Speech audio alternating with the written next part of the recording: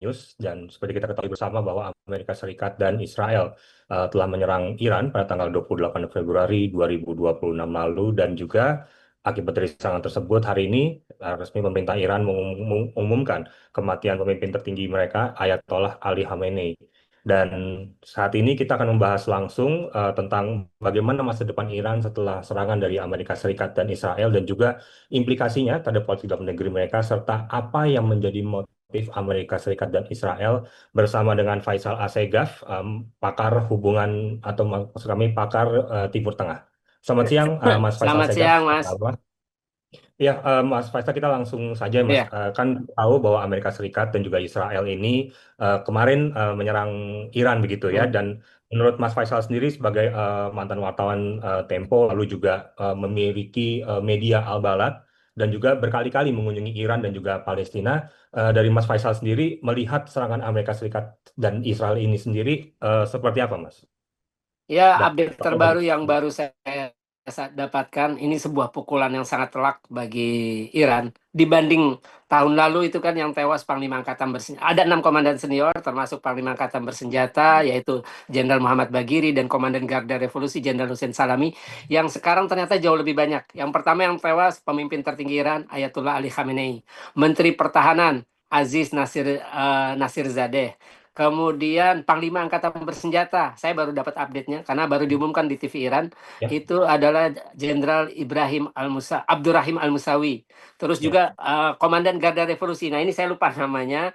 ya. Terus juga pejabat di Kementerian Intelijen namanya Muhammad Basiri. Terus penasehatnya Hmm.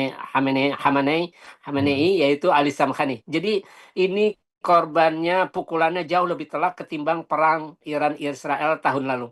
Jadi ini sebuah pukulan yang sangat telak. Nah, akan kita lihat apakah Iran mampu bangkit dan memberikan pukulan telak serupa, atau karena ini akan sangat bergantung tentang mental rakyat Iran. Ketika para pemimpinnya tertinggi, mulai dari tertinggi sampai orang-orang pentingnya banyak yang tewas, nah ini sedikit banyak tentu akan mengganggu kondisi mental rakyat Iran secara keseluruhan. Apakah rezim ini akan runtuh, atau rezim ini memang masih kuat dan tinggal melakukan serangan balik. Serangan balik memang sudah banyak dilakukan terhadap pangkalan Amerika di 7 negara Timur Tengah. Di itu ada Yordan, ada Arab Saudi, Uni Emirat Arab, Bahrain, Kuwait, Qatar. Itu sudah mulai diserang. Dan kita lihat apakah pukulan Iran ini akan sangat telak. Yang pasti perang kali ini karena korban sudah sampai ke titik paling tinggi, yaitu panglima tertinggi, pemimpin tertinggi yaitu Ali Khamenei. Berdasarkan pernyataan dari Garda Revolusi Islam Iran, mereka bersumpah akan memberikan balasan yang setimpal, dan tentu perang ini tidak akan berhenti karena Ali Larizani, sekretaris Dewan Keamanan Nasional Iran, baru saja mengeluarkan pernyataan kita tidak akan berhenti untuk perang ini. Iya, baik. Dan juga kalau kemarin kita melihat juga bahwa dari Gedung Putih, Donald Trump itu juga sudah mengeluarkan statement tentang serangan dari Amerika Serikat ke Iran ini sendiri. Dan juga yang menarik adalah bahwa eh, dalih yang digunakan oleh Amerika Serikat dan juga Israel ini adalah selalu senjata nuklir. Tapi apakah sebenarnya yang menurut Mas Faisal Assegaf ini lihat, apa motif sebenarnya dari Amerika Serikat dan juga Israel selain dengan menggunakan narasi Amerika Serikat nuklir, Ya, sejak Mas rezim Faisal? mulai ini berdiri Februari 1979 setelah kemenangan Revolusi Islam, itu kan rezim ini kan sudah secara terbuka menyatakan anti Zionis, otomatis anti Amerika yang merupakan sekutu istimewanya. Nah, sejak saat itu ya buat Amerika maupun Israel, Iran adalah musuh bersama. Karena kita lihat masalah isu nuklir itu tidak pernah terbukti. Karena Iran masuk dalam NPT, Perjanjian Non-Proliferasi Nuklir. Sedangkan Israel yang jelas terbukti punya senjata nuklir tidak mau masuk NPT. Artinya Iran punya, karena Iran memang tidak memiliki senjata nuklir, makanya mereka berani ikut NPT. Mereka memberikan peluang kepada tim-tim inspeksi IAEA bolak-balik ke Iran untuk memeriksa. Dan memang benar tidak ada senjata nuklir. Nah, apalagi kalau isu ini tidak cuma dijadikan alasan. Kalau kita lihat pernyataan Trump tahun lalu, perang tahun lalu, Juni, itu Trump bilang setelah mengebom 3 fasilitas nuklir Iran di Isfahan, terus di Natanz, dan di Fordo, itu Trump menyatakan bahwa Iran sudah tidak punya lagi kekuatan untuk membuat senjata nuklir. Tapi tahun ini Trump memakai isu nuklir kembali ya sebagai Ya. isu awal lah. Tapi ada dua tambahan klausul, yaitu minta Iran menghentikan program produksi senjata peluru kendali balistik. Terus minta Iran menghentikan dukungan bagi milisi-milisi anti-Israel, Hamas dan Jihad Islam di Gaza, Hizbullah di Lebanon, kemudian Al-Husyun di Yaman. Kita tahu ada koalisi milisi Syiah di Irak. Itu minta dihentikan. Ya buat Iran, karena mereka sudah deklarasi anti-Zionis, mereka bukan sekedar deklarasi, mereka membantu pendirian milisi-milisi anti-Israel itu sendiri. Ya, tidak mungkin Iran memenuhi dua klausul itu, apalagi klausul yang menghentikan program pengembangan senjata peluru kendali balistik. Karena itu untuk sistem pertahanan udara negara Iran yang mereka sudah dari awal sejak pergantian rezim menyatakan mereka anti-Zionis, artinya bermusuhan dengan Israel dan Amerika. Oke, baik Mas. Dan juga yang kita ketahui bersama juga bahwa Ayatollah Ali Khamenei ini selain pemimpin tertinggi Iran kan berarti secara hukum internasional itu adalah pemimpin negara yang Iya. berdaulat dan juga kalau menurut Mas Faisal Assegaf sendiri serangan Amerika Serikat dan Israel terhadap pemerintahan yang berdaulat ini secara hukum internasional apakah dapat dibenarkan Mas sebenarnya? Ya tidak dapat dibenarkan. Oke, Jadi akhirnya menjadi bukti bahwa Amerika bersama Israel adalah dua negara yang paling sering melanggar hukum internasional. Nah, terkait dengan apa ya saya ingin mengaitkan dengan sikap pemerintah Indonesia terutama Presiden Prabowo. Sebenarnya apa yang dilakukan Amerika dengan Israel sejak kemarin melancarkan serangan terhadap Iran sebagai negara mereka dan berdaulat itu menjadi alasan kuat bagi Presiden Prabowo untuk keluar dari Dewan Perdamaian. Karena pendirinya, perumusnya, yang mimpin lembaga itu bersama sekutunya yang jadi anggota, ternyata orang yang sering melanggar baru saja melakukan pelanggaran hukum internasional dengan menyerang negara lain. Saya kira itu sebenarnya yang harus dilakukan oleh Presiden Prabowo, bukan pergi ke Iran untuk menjadi mediator, karena itu tidak akan berpengaruh. oke. Apalagi setelah kematian pemimpin tertinggi Ali Khamenei ini, itu udah berbeda sikap Iran. Saya menarik sekali bahwa kemarin kita tahu bersama juga bahwa Presiden Prabowo ini menyatakan bahwa siap menjadi mediasi antara konflik Amerika Serikat Israel dengan Iran. Berarti kalau dari sudut pandang Mas Faisal ini adalah sebuah langkah yang bisa dibilang percuma. Seperti itu ya Mas Faisal ya? Iya, apalagi dengan kematian ini, Iran sudah menyatakan, kita tidak akan berhenti. Artinya Oke. Iran harus mengembalikan. Ini kan sebuah pukulan telak, sebuah aib. Iran harus mengembalikan semangat rakyat Iran, semangat pasukan Iran, yaitu ya dengan memberikan serangan balasan yang dampaknya, efeknya, akibatnya luar biasa buat Amerika dengan Israel. Oke. Baik, kawan tutur, kami masih akan melanjutkan kembali perbincangan dengan Faisal Segaf, pengamat Timur Tengah. Namun, jika Anda apa menjadi masukan Anda ataupun komentar Anda, silakan dapat masukkan di kolom komentar di bawah ini. Mas Faisal, kita lanjut. Dan Iya, setelah diserang oleh Amerika Serikat dan Israel menyerang Iran, Iran juga melakukan respon. Itu tadi yang seperti itu sudah disampaikan di awal bahwa Amerika Serikat, maksud kami Iran itu juga melakukan serangan ke pangkalan-pangkalan Amerika Serikat yang ada di tengah dan juga yang terbaru adalah Iran memutuskan untuk menutup Selat Hormuz sudah ada kalau saya tidak kemarin salah. diumumkan oleh Ya, Garda kemarin. Revolusi. Nah, langkah-langkah ini sebagai orang yang berinteraksi dengan Iran juga, Mas Faisal, melihat ini apa sih langkah-langkah yang coba dilakukan oleh Iran dengan serangan ini? Ya, Iran pasti akan berusaha menstabilkan keadaan di dalam negeri, karena bagi sebagian rakyat Iran yang anti dengan rezim, kita tahu di beberapa, terutama di provinsi seperti Sistan Balukistan, terus Khuzestan, Azerbaijan Timur, itu salah satu provinsi yang sering bergolak karena mereka kayak di Sistan Balukistan itu Sunni mayoritas. Itu mereka menolak Ya, rezim Syiah yang dianggap menindas Sunni. Seperti itu.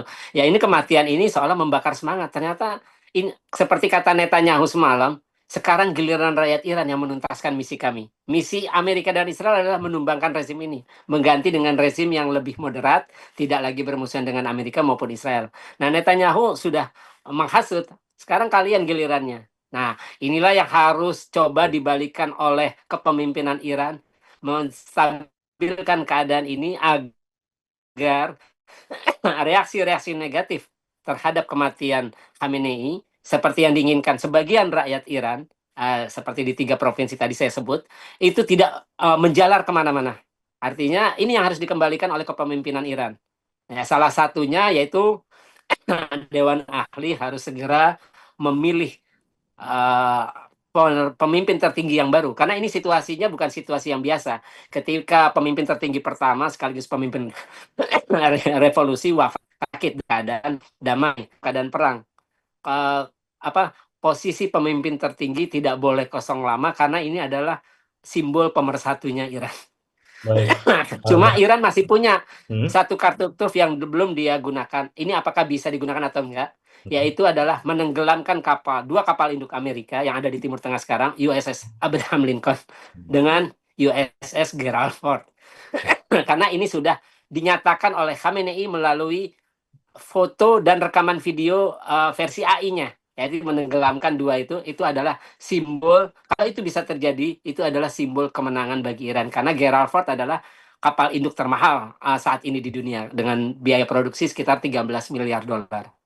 Oke. Eh, Tadi Mas Maaf Faisal agak juga sempat, batuk nih. ya, apa Mas Faisal. Dan juga tadi Mas Faisal sempat menyebut soal pergantian kepemimpinan setelah tewasnya Ayatollah Ali Khomeini sendiri. Dan juga berdasarkan pengamat Mas Faisal sendiri dengan pihak Iran dan dekat dengan pemimpin-pemimpin di Iran, kira-kira saat ini siapa figur-figur kontemporer yang paling mungkin menjadi penerusah dari Iran ini sendiri, Mas Faisal? Yaitu salah satunya Mujtaba putranya Ali Khamenei. Terus juga saya lupa terus juga ada cucunya Hasan Khomeini. Ada dua cucu pemimpin revolusi, cucunya Imam Khomeini itu juga dicalonkan. Nah, terus ada dua ulama yang saya ingat salah satunya ada wakil ketua Dewan Ahli, lembaga yang berwenang memilih dan memberhentikan pemimpin tertinggi, yaitu ulamanya itu kalau nggak salah namanya Ayatullah Ali Reza Asrafi. Yang jelas kualifikasi untuk pemimpin tertinggi di Iran sangat selektif, sangat Baik. ketat. Karena untuk sebagai kepala pemerintahan presiden saja syarat minimum pendidikannya adalah S2. Oke. Bayangkan S2 Dua dan itu ya. harus punya pengalaman 5 tahun di eksekutif. Jadi Oke. apalagi untuk sebagai kepala negara, simbol Ya. pemersatu, pemimpin wilayatul faqihnya Iran. Jadi otomatis kualifikasi itu akan sangat jauh lebih ketat. Nah ini tinggal ya nama itu yang saya tahu yang kemungkinan dicalonkan. Saya belum tahu apakah ada nama-nama lain karena itu beberapa tahun sebelumnya nama itu. Oke, baik Mas. Dan juga kan tentu serangan Amerika Serikat ke Iran ini kan dan juga Israel, maksud kami Iran juga membalas dengan Ya. berserangan ke beberapa pangkalan Amerika Serikat di negara-negara lain. Dan menurut Mas Faisal sendiri, apakah serangan Amerika Serikat dan juga Israel ini dapat memicu perang terbuka yang berkepanjangan di seluruh kawasan, utamanya di Timur Tengah, Mas? Saling serang ini udah perang terbuka. Cuma Hmm. dengan kematian saya kira ini perang akan berlangsung panjang. Karena sebelumnya laporan New York Times itu menyebut Amerika dengan Israel akan melakukan pengeboman intensif ke Iran selama Hmm. 4 hari. Tapi ini sekarang Oke. situasinya udah berbeda. Iran sedang marah, Hmm. Iran sedang berduka karena pemimpin tertingginya tewas akibat serangan gabungan Amerika dengan Israel ke ibu kota Teheran kemarin. Hmm. Hmm. Oke, Mas Faisal. Nah, sekarang kita akan coba tarik ke dalam negeri sedikit, ya Mas Faisal. Bahwa ini sangat sudah terjadi dan tadi Mas Faisal juga sebut berpotensi untuk menimbulkan konflik berkepanjangan di kawasan Timur Tengah. Lalu pertanyaan saya, Mas, apakah dengan serangan ini Indonesia dan juga negara-negara di kawasan ASEAN utamanya ini perlu memikirkan ulang kembali kebijakan luar negeri mereka terhadap Iran dan juga konflik di Timur Tengah pada umumnya, Mas? Ya, saya kira untuk isu Palestina yang terkait Amerika Israel, Presiden Prabowo sudah melakukan blunder Hmm. karena dia masuk ke dalam lembaga yang dibentuk oleh presiden dari negara, yang dibentuk dan dipimpin oleh presiden dari negara yang selama ini mendukung penjajahan Israel terhadap Palestina, mendukung genosida 2 tahun yang dilakukan Israel terhadap rakyat Palestina di jalur Gaza. Ini sebuah kekeliruan besar. Apalagi Prabowo sudah berkomitmen ingin mengirim 8.000 pasukan ke Gaza sebagai bagian dari pasukan internasional di Gaza, yang merupakan karena Dewan Perdamaian maupun ISF ini adalah skenario yang dibuat oleh Trump maupun Netanyahu untuk menghabisi semua kelompok pejuang Palestina di Gaza. Karena sampai saat ini kita tahu posisi Hamas yang disampaikan pimpinannya mulai dari Khalil Al-Hayya pertama kali, kemudian dilanjutkan Musa Abu Marzuk, terus Khalid Misal, kemudian Usama Hamdan, posisi mereka sama bahwa eh, apa Hamas menolak kehadiran pasukan asing di Indonesia, apapun misinya. Pemerintah kita termasuk Presiden Prabowo berkilah bahwa kita untuk misi perdamaian, untuk misi kemanusiaan. Seharusnya nggak perlu ada Dewan Perdamaian, nggak perlu ada pasukan internasional di Gaza. Cukup paksa Trump, paksa Netanyahu buka Rafah karena sudah banyak antrian truk-truk bantuan kemanusiaan yang tidak bisa masuk ke Gaza. Nggak perlu sampai bentuk lembaga itu. Apalagi nama lembaga ini sangat kontradiktif dengan sikap dan kebijakan luar negeri Trump yang sangat agresif. Hmm. Menangkap Presiden Nicolas Maduro, Hmm. terus juga menghasut sebelumnya bulan lalu menghasut demonstran Iran, terus demo agar rezim mulai digulingkan, mengancam akan merebut Greenland. Jadi Ya. presiden yang sudah sesumbar tidak perlu lagi hukum internasional dan Hmm. sudah sering presiden dari negara ini melanggar hukum internasional bersama Israel. Terus kita ada di perahu yang sama, itu sangat ironis. Kita Presiden Prabowo mengklaim ini demi kepentingan Palestina, demi penderitaan rakyat Palestina di Gaza. Hmm. Kalau memang Trump dianggap sebagai kunci agar terjadi gencatan senjata, kenapa harus nunggu 2 tahun Ya. untuk menghentikan genosida?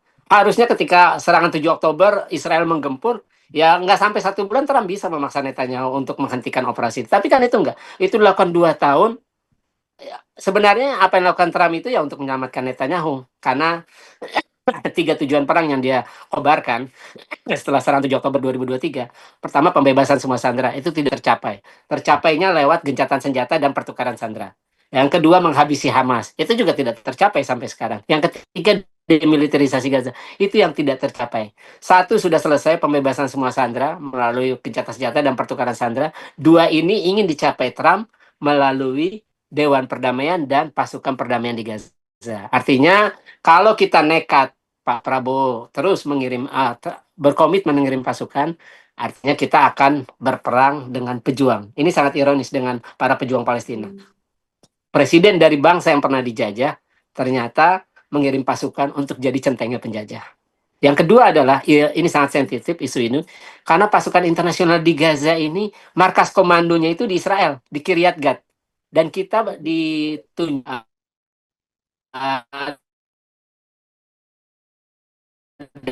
dan kita sudah menjadi wakil komandan ISF. Hmm. Artinya wakil komandan berbintang satu karena komandan untuk membahas situasinya ada di Israel. Itu kan sangat ironis. Kita berada di sana. Padahal kita tidak punya hubungan resmi dengan Israel. Ini seolah menormalisasi keberadaan pejabat Indonesia, baik sipil maupun militer, di Israel untuk membahas Gaza. Jadi sangat naif lah kalau pemerintah kita masih percaya kepada Amerika atau Israel untuk isu Palestina. Sangat naif sekali.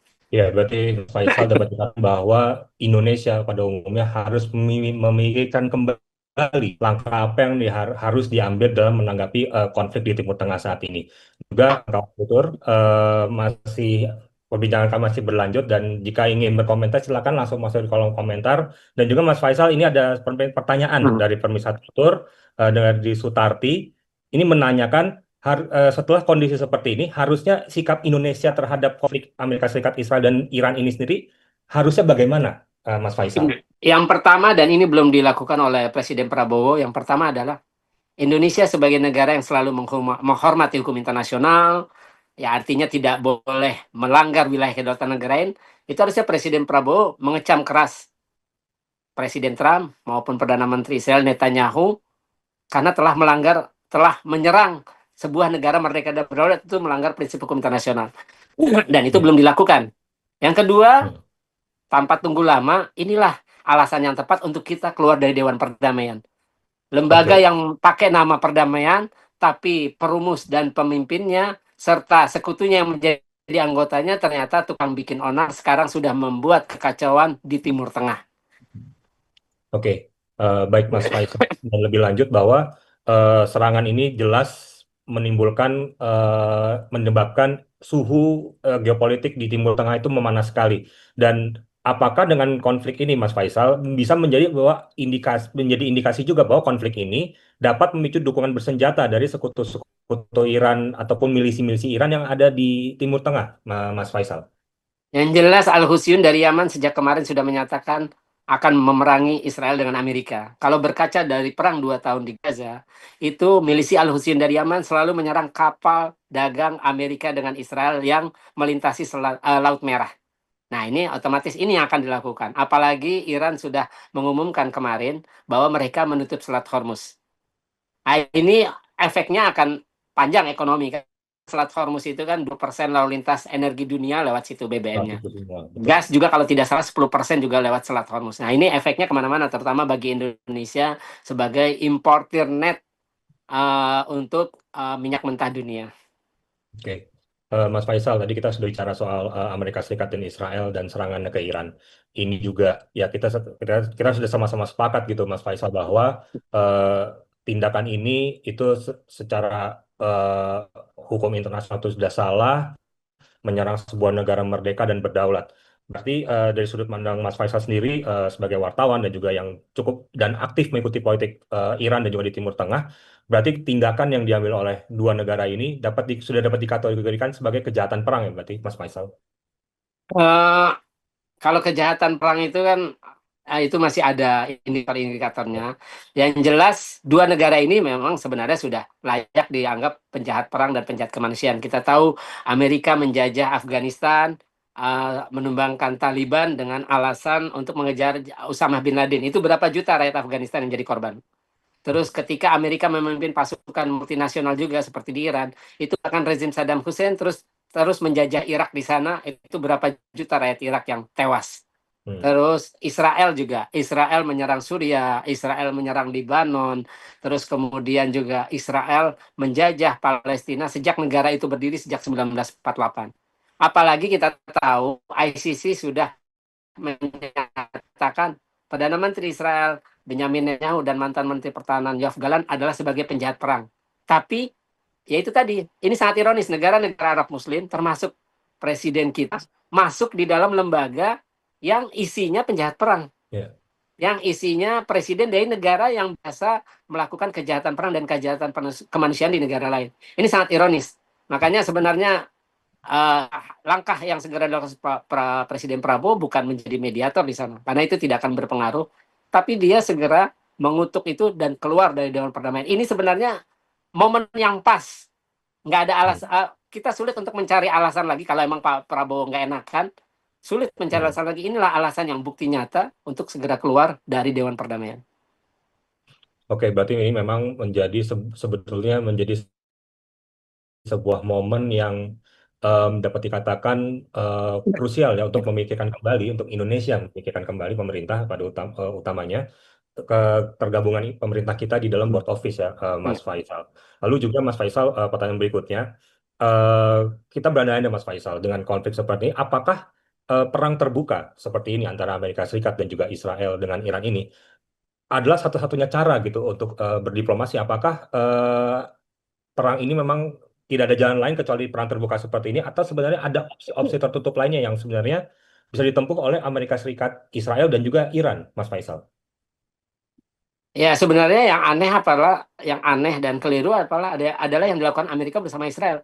Kan perang serangan kemarin itu dilakukan ketika dan kita sedang dalam perundingan. Kok tiba-tiba nyerang soal ini taktik untuk melemahkan atau mengalihkan perhatian Iran. Seolah-olah seperti itu. Dan jadi ya saya kira eh, dengan kejadian ini artinya Iran tidak boleh lagi percaya dengan Amerika. Ternyata Amerika menjadikan perundingan ini sebagai taktik untuk mengalihkan perhatian Iran. Ternyata akhirnya tiba-tiba di tengah perundingan yang menurut Presiden Trump masih membuka akan ada kemungkinan perundingan lanjutan, tiba-tiba malah memutuskan untuk menyerang kemarin pagi waktu Iran.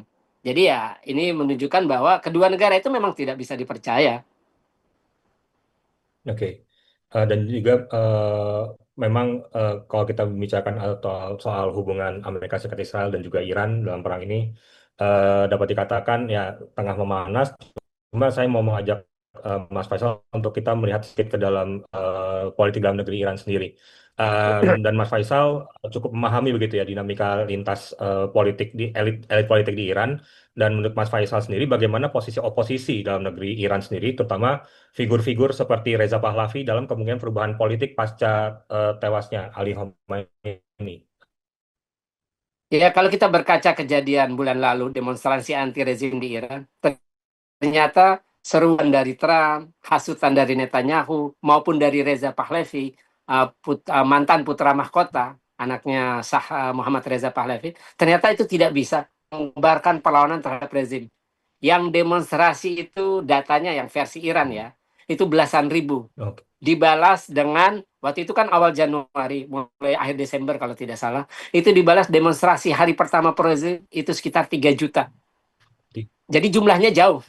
Sangat jauh, antara belasan ribu dengan 3 juta itu udah hampir mungkin 200 kali lipat. Artinya sudah kelihatan bahwa kelompok oposisi di Iran itu ternyata masih kecil. Masih kecil, belum solid, artinya belum cukup untuk... Nah, yang terjadi kemarin kan itu banyak infiltrasi asing. Kita tahu ada Mossad di sana bermain. Terus juga terakhir itu Iran, televisinya, media Iran, IRIB, itu menyiarkan diplomat Belanda yang datang kembali tugas ke Iran. Jadi dia mungkin pulang dari negaranya. Itu ternyata setelah dicek bagasinya, itu ada Starlink, ada telepon-telepon satelit. Jadi memang ada infiltrasi asing. Nah, ini memang apapun isu di Iran akan selalu dimanfaatkan untuk tujuannya mengganti rezim di Iran. Oke. Dan sejauh Baik. ini mereka sudah gagal. Sejauh ini sudah gagal. Ya. Baik, Mas Faisal,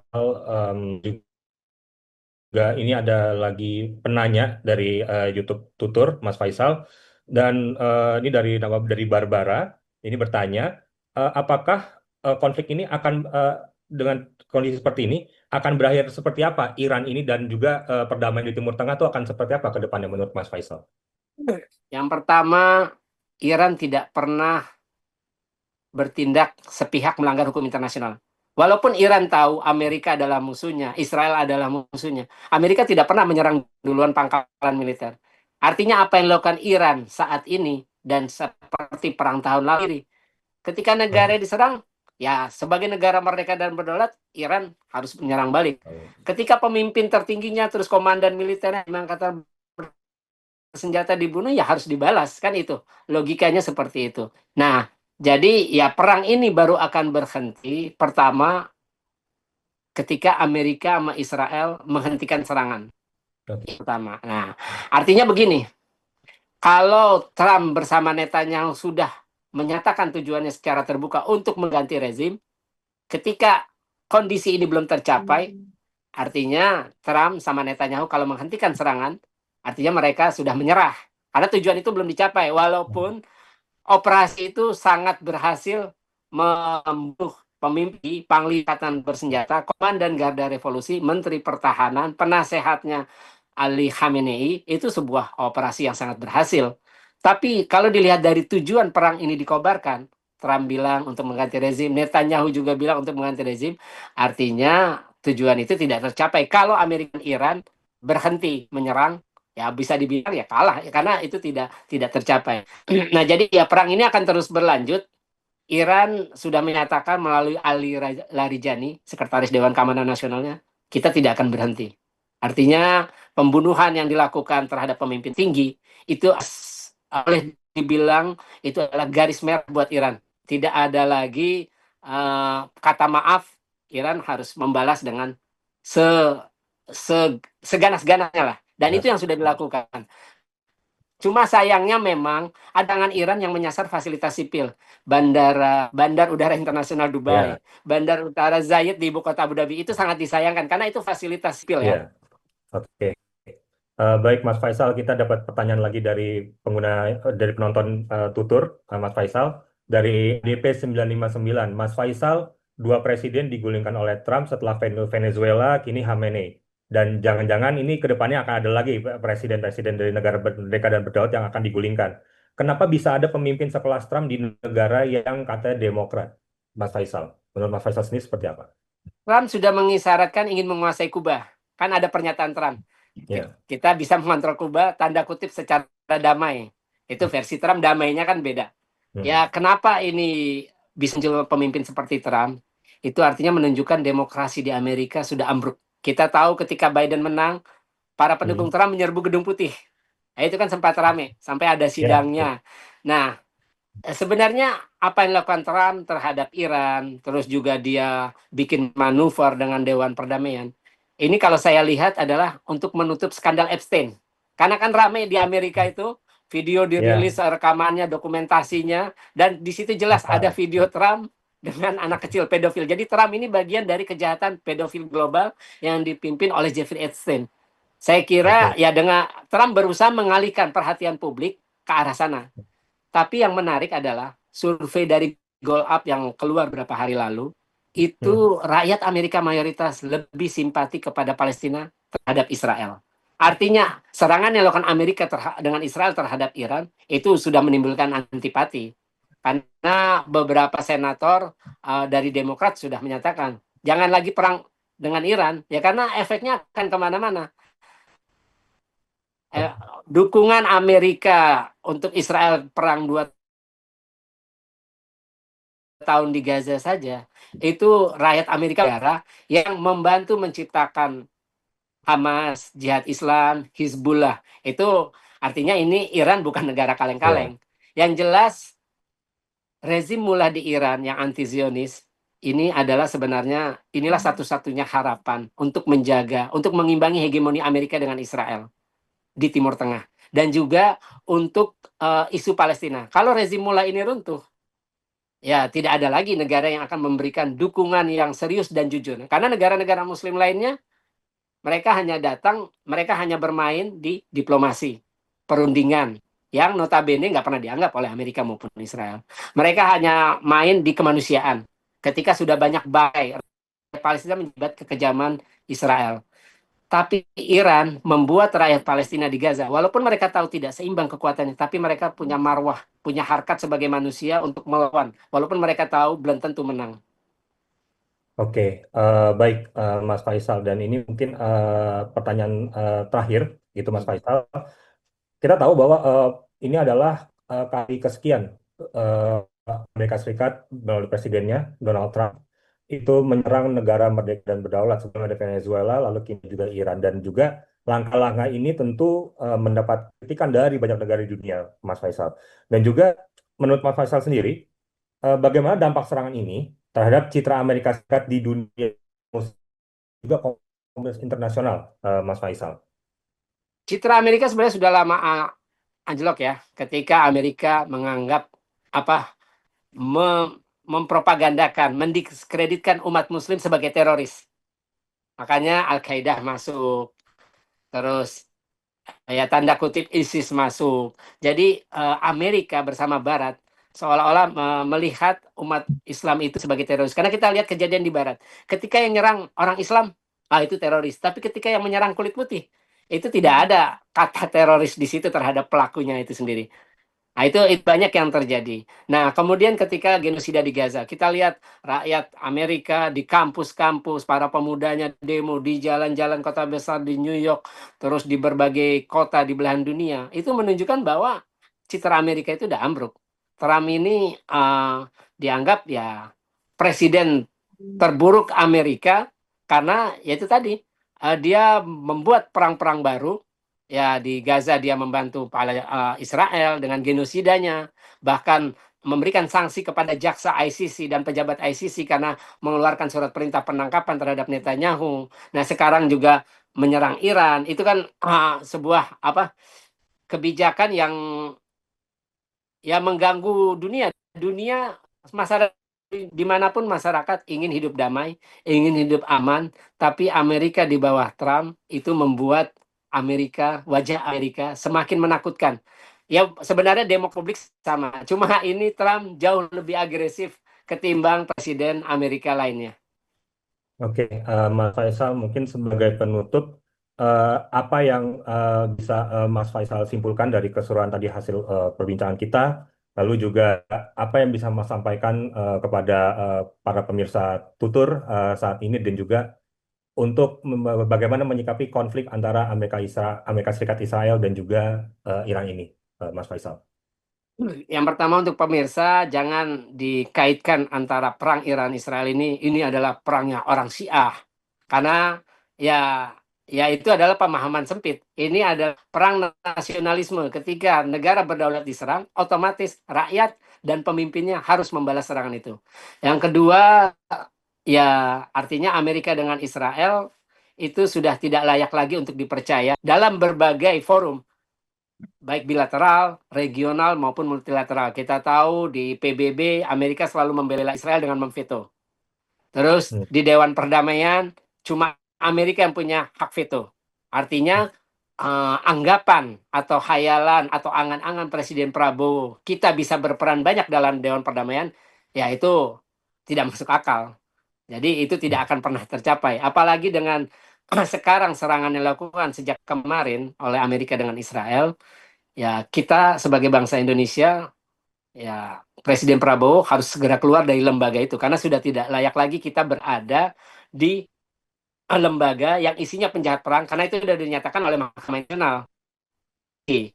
Terus juga di lembaga yang dirumuskan, dibentuk dan dipimpin oleh presiden yang ternyata tidak cinta perdamaian, tapi suka intervensi, sudah suka membuat onar dan juga sudah sesumbar lagi mengakui hukum internasional. Oke, baik. Terima kasih Mas Faisal, Mantauan Tempo dan juga pengamat Timur Tengah atas waktunya untuk bisa berbincang di Breaking News Tutur. Selamat siang, terima kasih Mas Sama-sama. Faisal. Siang, Mas. Ya. Dan Ya. juga